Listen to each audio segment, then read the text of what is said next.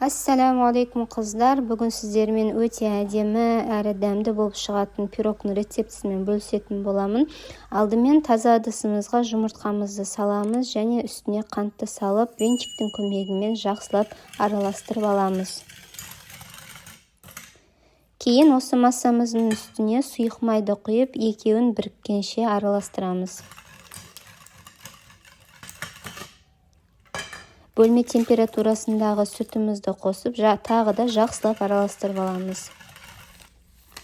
Дайын болған массамызға ванилинді саламыз және ұнымызды салып, үстінен қамыр қопсытқышты салып, біркелкі масса болғанға дейін араластырамыз. Қамырымыз осындай болу керек.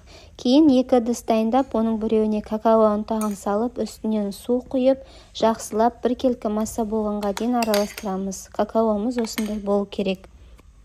Кейін жаңа дайын болған қамырымызды екі ыдысқа теңдей бөліп құямыз.